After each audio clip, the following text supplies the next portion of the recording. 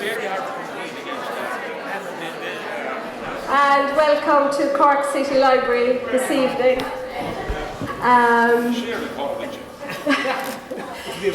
So I think it's a testament to anybody's popularity to see such a huge crowd here this evening on such a beautifully fine evening. So well done, Anne.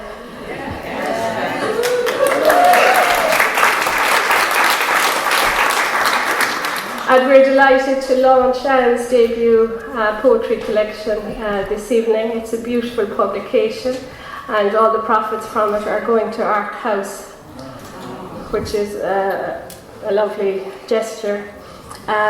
We also welcome Revival Press here this evening, and we have launched quite a number of publications and beautiful collections by Revival, and I think they just do wonderful work and produce some beautiful books and give people an opportunity who deserve to be published. So a huge thank you to Revival Press.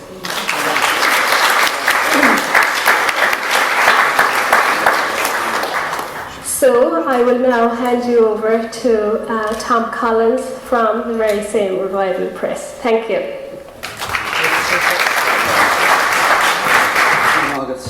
Dies Maria Galera Cordia agus tá fear áhas orm seachnacht ag seola an leabhar ear speisialta seo Ash and Bone Anne Rath. Leabhar gáchéad is a dó ó chuir tús lenar Johnscadal fáilte chorab de pobl sa láran an scríbhneoirí le ní. So hello everyone, I'm delighted to be here this evening to celebrate the release of this long-awaited debut collection, Ash and Bone by Anne Rath. I'm Tommy Collins, the poetry editor at Revival Press, which is the poetry imprint of the Limerick Writers' Centre. Before we hear from Tom McCarthy and from Anne herself, I just want to say a few words about what we do at Limerick Writers' Centre, especially our community publishing programme. We've been working hard to make a mark in the world of literature, mostly around Limerick City and County in the beginning, but beyond that now, bringing book ideas and writing to people of all ages, locally and across the country, and sometimes even internationally. This evening we celebrate our 202nd publication since we started this journey back around 2008. We trace our lineage from the now legendary era of weekly readings, which became known as the White House Poetry Revival in the early 2000s. And this tradition had its roots in the Poetry Circle, which was founded by Desmond O'Grady in the same White House bar in 1954. Our publishing philosophy centres on service rather than self-promotion. We believe literature should exist to enrich readers' lives, to promote understanding, to foster connection and community. This service-oriented approach guides all our decisions, from manuscript selection to design choices to community engagement. Whether it's a poem, a novel, a memoir, a short story or a song, we think every creative endeavour is valuable and deserves to be shared, enjoyed and remembered through publication and performance. We have adopted the words of John Millington Synge as our motto, that poetry must have its roots in the clay and soil of our communities. Our goal is to make exciting literature more accessible, to celebrate the wisdom and lived experience of real people in Ireland today in their own words. We want to surprise you with how we bring poetry and prose into your everyday life, combining, as Seamus Heaney said in Postscript, known and strange things to catch the heart off guard and to blow it open. We believe that art and literature are for everyone and give everyone a chance to find their own form of expression. We like to remind new writers and readers not to worry, that these are skills you can learn, and with practice your inner artist will shine through. We like to remember as well what Frank McCourt used to say: keep scribbling, something will happen. But also, sing your song, dance your dance, tell your tale. We believe that the act of writing is what really makes one a writer. Modern poetry, of course, has its roots in ancient oral traditions where bards served as community storytellers, historians, and spiritual guides. We recognise poetry's kinship with ritual and sacred practices across cultures. Like prayer or meditation, poetry offers a structured way to engage with deeper truths, to connect with ancestral wisdom and to transcend everyday consciousness. We value work that acknowledges this lineage and approaches writing as a practice with spiritual dimensions. In our programme, we focus on creating high-quality, short-run titles that anyone can pick up and enjoy. We encourage all writers, whether those are pursuing a serious career in writing or just doing it for fun, seeking healing or striving for personal growth. Over the years, we've produced a wide range of works, from poetry and short stories to novels, histories, memoirs, and a variety of mixed prose. Books, even as a simple technology, are still a very powerful way to connect people and communities. We're proud that our books capture snapshots of living and evolving culture, and that they will last for many years to come as a record of the events, people, places, feelings, and ideas of our lives. We hope that this legacy will be passed on to future generations of writers, artists, singers, scribblers, and folklorists, especially those with a love for Limerick, but also the beautiful surrounds of this island. We like our books to serve as talismans that inspire further poetic creations. Through thoughtful design, curation, and presentation, our books aim to inspire readers to become creators themselves. We believe poetry and literature offer resistance as well against dehumanization in all its forms. And this is a form of resistance that cannot be colonized by authoritarian forces. Sometimes we look within ourselves, at our hometown, our nation, or at events with a global scope and how they reflect on the human condition. We think the words in this book are a superb exemplar of our values at the Limerick Writers' Centre. In this fabulous book, we are taken through a journey of about 42 pieces of incredible imagery, labyrinths and unmapped territories, a city on loan from the sea, an abundance of birds, dreams of a secret garden. This is an exploration of life and nature, of the mind and the body and the world, of fateful moments, of eras that end and of things that endure. As most of you will know, Anne Rath is a poet and writer living here in Cork City. Her poetry has been published in literary journals and anthologies here and abroad, with numerous pieces long-listed and short-listed for a variety of awards and competitions. She holds a doctorate from Harvard University, degrees from UCC, and is an IACP accredited psychotherapist. She is an AWA certified writing teacher and leads creative writing retreats and workshops. Anne is also a member of the Cork Textile Art Network, and we were delighted to be able to include one of her own designs as the basis for the cover for this collection. So, with all that said, on behalf of Revival Press and Limerick Writers' Centre, Gurmila Mahagut and Osoctantesh Hortoin to Whitscreeve North at Curraglow. Thanks to Cork City Library for hosting this event during what is such a very busy week for poetry in Cork. Thanks to Tom McCarthy for the words that he will soon share with us. And a special thanks as well to the rest of the team at Limerick Writers' Centre, especially Catherine Shields for her design work. It is really fantastic to see such a crowd here this evening to support Anne and her writing. And I would encourage all of you to buy the book, to support the author and her chosen charity. But more than that, it is a real pleasure to read and ponder these thought-provoking poems. So congratulations, Anne, on this stunning collection.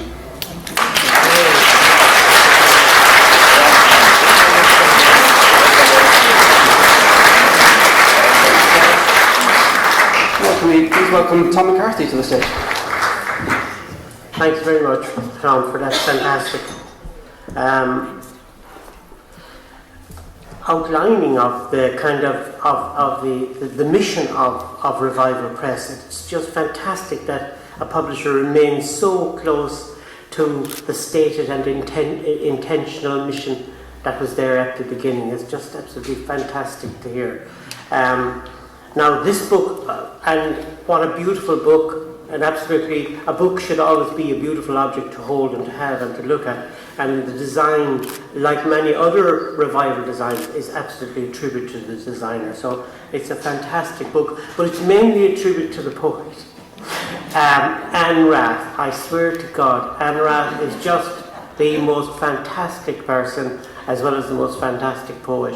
I encountered her a few years ago, but especially in the last 12 months I've been looking at her work closely, and we've been looking at it together and sometimes discussing it and sometimes not discussing it. And it's really interesting. The thing about Anne Rath is there are people who come to you who are just writing their poems and you meet them for the first time. There was an immediate sense for me of Anne Rath was somebody who came to you like the reverberation from a Tibetan bowl that had just been struck, and that she came on that reverberation.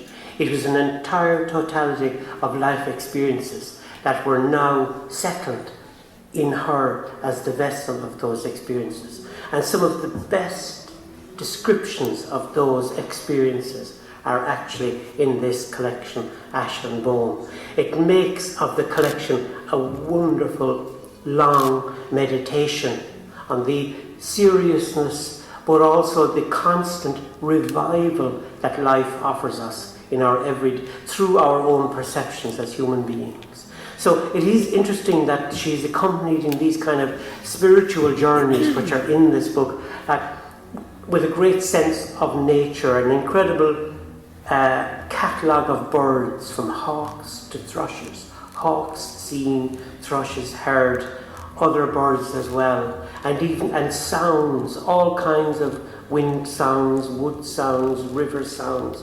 So there's a fabulous forest of eternal kind of being flowing through the collection, which gives the collection a wonderful immediate luminosity. There's also, I would say, quite a dark existentialist sort of viewpoint underlying many of the descriptions within these poems. There's quite there is a very, very serious mind at work. So not only a vessel that has experienced all of these kind of human experiences and now allow their reverberations to come through the phrases and the verse craft in each of these pages. But there's also a philosophizing. There's a philosopher in this book as well. And it's this great combination that gives the book its kind of dimension and allows the book to stand up for us, so that it presents itself to us with an incredible sense both of purpose and of form. So these poems are really, many of them are absolutely wonderful. They're about motherhood, they're about illness, serious illness, they're about loss, they're about a mother worrying about offspring, but also the offspring saying farewell to the mother, if you like. So there's sort of the beginning and the end of life in these poems, but all the while you have the kind of leafscape and animalscape of Anne Rath's surroundings, which she uses as part of the base material of her thoughts, which also makes the poetry very distinctive and special and powerful. So I'll just say congratulations to Anne Rath. I say to you as potential readers, you are absolutely in for a treat, and this book is going to be one of your constant companions in poetry for many years to come. In a way, the book itself is, like she says herself, the full moon, the companion that follows you home on a dark night. And that's this collection, Ash and Bone, the poetry of Anne Rath. Congratulations.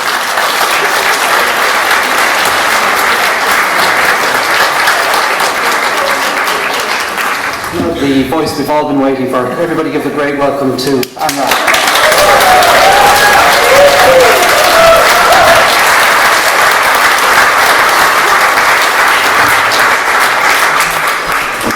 Thank you so much. I don't recognize that person, but thank you so much. It's so wonderful to see you all here. My heart is full. So many people from different chapters, different points in my life, all really important to me, and all have helped me so much. So I'm very moved by your presence. And thank you so much, Tom, for your words. I really appreciate your deep reading of poetry and what you've given me as a mentor. So thank you. And to Tom Collins and all at Revival Press, when I read the philosophy of this press, it just completely coincided with my work in the world. I've been leading workshops, and I've been really honoured to have had a mentor such as Pat Schneider, who started the AWA writing program, which really taught that all voices are important. It was garnished out of working with the poorest in the USA. So the philosophy of Revival Press just heartened me. And as Tom said, they're aligned. So many times we read a philosophy and there's a big gap, but in Revival Press it's actually aligned. And thank you, Patricia, for your wonderful work in promoting the book. I'm not good at doing that kind of thing. So Patricia really came in, did the postering, all of that, and I'm really grateful for that. So it truly takes a village to raise a book, a child, and we're living in a time when books, children and villages are under threat and pressure. We're living in a time of precarity, and a time when we need all of our voices to be heard, and heard loudly, like a bell. And Jane Hirschfield says, a good poem shocks us awake one way or another, through its beauty, its insight, its music.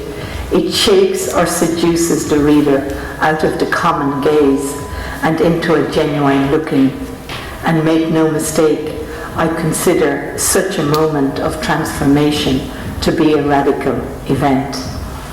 So my poetry comes from that intention, the intention to stay awake, to be present to life as it is occurring, to the complexity, the beauty of life, the grief of life, the paradoxes, the contradictions, and to hold them all in some kind of bowl. And poetry can be such a vessel for me, and I've always turned to poetry when I need a bowl or holding. So, and as the 13th century Sufi poet said, there are hundreds of ways to kneel and kiss the ground. And I'm hoping that my poems somehow kiss the ground. Witness. That night the sap moon hung low over the silent garden, streamed bright through my kitchen window. Clouds moved across her face, birds slept while the night shone. The rose branch loosened, moving back and forth, tapping the window pane. The palm trees in your garden know you have gone. Their fronds unfurl and fan in a glitter of tears. The whales glide by on ancient paths. Let me catch your song. Let my pen fish the ocean. Let me find the name of holy. Precipice is the next one. It's a time in my life, like Robert Frost said, the road less travelled. I made a decision to take the road less travelled, and it brought up much more than I expected, and all rich stuff, but also difficult. The Precipice. And actually, this is my first poem published in Southward. Tom McCarthy was the author. I wouldn't have sent it to Southward had I known it was such a prestigious. I knew nothing about poetry and the poetry world and the hierarchical levels, but it got published. Thank you, Tom. And here we are. I stand at the precipice, arch toward the heavens, seeking redemption. A crescent moon high in the winter sky. This leaving caught me unaware. Whispers got louder and louder, no longer silenced into servitude. This passage, a crucible. no mother's pelvic push to free me. Inside I feel the opening, the rising flood in chest and throat, the once clenched jaw gaping. Following some mystery, inside I leap, not knowing if my frayed wings will carry me, no Ariadne's thread to bring me home. And then the descent into darkness, a cacophony of ancestral voices scream in remonstration, fueling the fire that burns away all I thought I could hold on to. For long days and nights, grief, shame, and despair are the Holy Trinity, their labyrinths leading me deeper and deeper into their lairs, where I rage against myself for so willingly playing the Greek tragedy over and over again.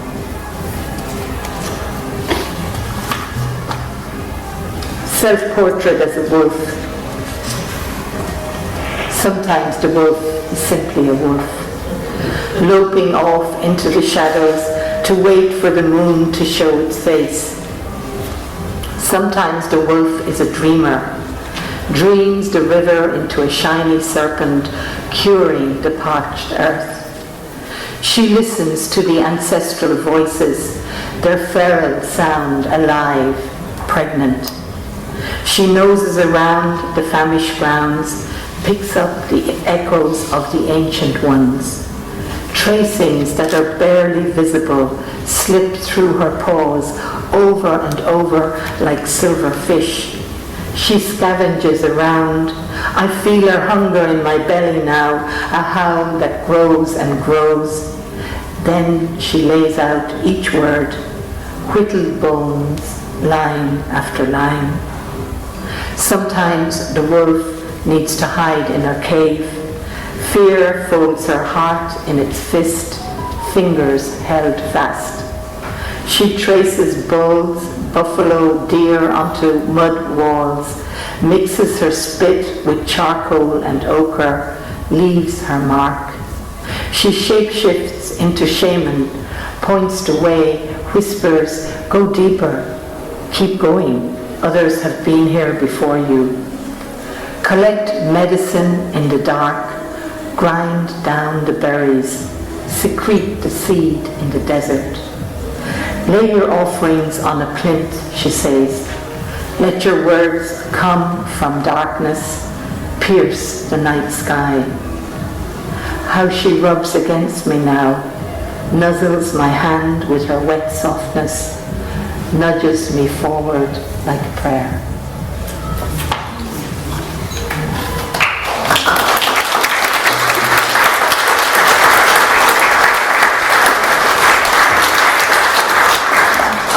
Grief walker, and this came out of losing a friend to cancer, and also being aware of the denial that happens when you're met with that kind of a diagnosis, and watching this person go. But grief is a walk we all have to take, so it's about that too. That night, the night he died actually, I was walking along the Blackwater in beautiful Lismore, and there was this beautiful red moon hanging over the water. That night a red moon rose high in the sky, its blood eye hanging over the borehole of death. It was then you set out, eagle-feathered, you walked the earth, each footstep a drumbeat, a call to attention. Winter had rung out warnings, waves whiplashed the earth, churned up rumors from far away. Fires roared, spread hot tongues, scorching ancient lands, forests fell. Earth veins dried up, birds dropped from the sky like dead weights. You followed raven's wing, only the snapped twig and swooping swallow marked your arrival. Finally, you prayed to the forest and rivers, breathing, listened to them, breathing the world. You learned to read this new alphabet, bed, yellow lichen rocks, the algorithm of the heart. That night, the heron stood on the black water, watched the leaf falling, spent and yellow. Moon eclipsed, it carried you. I suppose grief makes us drop into the heart from the head. Hawk. Grief sometimes is a thing with feathers, but here it's in the form of a hawk. Hawk. That winter a hawk landed on my heart, pushed his talons down hard, grasped and held me prey all winter long. His iron heft dug deep armoured legs into skin and bone, compressed each breath into a life gauge, a new reckoning, scale by scale. He lifts off but still holds me in his grip. I must become one with air, only follow the breath's trace, a faint line inside, follow the electric charge and recharge, in and out, feel the heart lever snap, scattering sorrows. See the severed come into light, outspills misplaced keys, ancient promises, silk ribbons, secret love notes, desire lines mark-making the sky inside, ghosts calling out, the lost and hidden arriving home, bloody and wounded. And now anybody who knows me knows I love to cook, and I can be a bit of a czar in the kitchen, my way or no way. And I've also lived through many kitchen renovations, thanks to my husband, and we've had many conversations about the design and many rows. So this is my kitchen song. The promise of a fat aubergine. A good cook always knows the rules. She reads the recipe to the very end, collects her ingredients first, and prepares a mise en place. They say fridge, sink and stove should form a triangle. Implements at hand for every need, chef's knife, paring knife, honing steel, and the one that is your favorite. Slicing, carving, filleting and gutting, mixing bowl and grater, garlic and lemon press. In my kitchen, I break all these rules. My mouth, watery and alive, suddenly salts at the promise of the fat aubergine. My hand cups its weight, contemplates its purple skin, my only compass, tongue, nose and belly. I turn to the spices singing to me, my pantry a silk road to everywhere, sumac, sambal, olive, tamarind, lemongrass. Too late I found the fire of Aleppo pepper while the bombs fell. The city gone forever, crushed without mercy. On Google I'm told good substitutes for Aleppo are Antabi or Marash pepper. Flakes falling now, my tool a mortar and pestle, a final dusting. And this is another.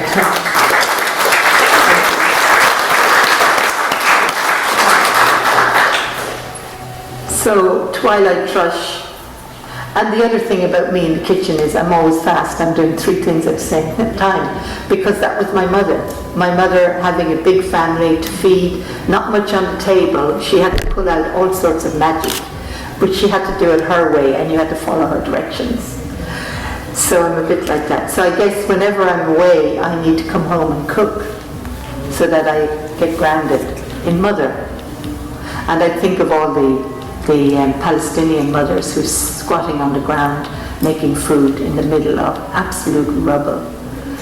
So this is for them. Twilight thrush. She sits on the tallest branch of the crooked tree, the one that died last winter. its bare branches silhouetted across the twilight sky. She faces my kitchen window, calls to me for one last performance before the evening folds into its pleated world. But I have scones to make. Her song snares me, baking bowl in hand, weigh the flour and sugar, rubbing the butter, light now with my fingertips. Lift the flour into clouds, adding air. I move from chore to concert, divided. Beat the egg and milk, pour and mix the dough, cut out each round scone. Quickly now into the oven. I look through the window into the silent dark. We miss things sometimes by being busy. Incantation. Let my prayer be a bowl, spun from all that is broken, braided with sedge and seagrass, lined with the luminous lost, feathers of marsh birds calling into infinite light. Let my prayer forget all holy words. Instead, let me listen and wait for the flutter of wings from the eastern shore and the sighs of the wind on the sea. Let my prayer rise now from the hum of my rib cage, hammock of skin and bone. Let me meet the ascent as it unfolds me between earth and sky. Let my prayer come slowly, building its church on steeples of silence. How am I doing? Maybe one more.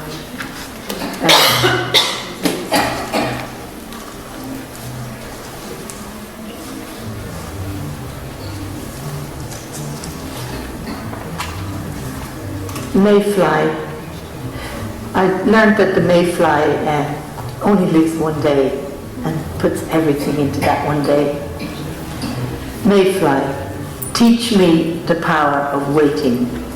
You who have lived in the darkness, the dream time of flight. Teach me to drop and fall into the mud and sediment of the riverbed, to mold again and again. You carry in each cell's gene pool the imprint of ephemeral beings, the gauze and silk of wing, the blue and mauve of sky. Flighted being, you are my Zen monk. Let me live in the promise of flight, the dream and grace of liftoff, the skimming and lure of it, whispering its song. And I'm just going to read one last one, and it was, many of you have stayed with a loved one who's dying, and I had the privilege of being with my mother on her last evening, and she died on my birthday, and I went home and I immediately got a call to say she had gone. And I came in just a few hours later and visiting the mortuary. And it's so interesting when the spirit leaves the body.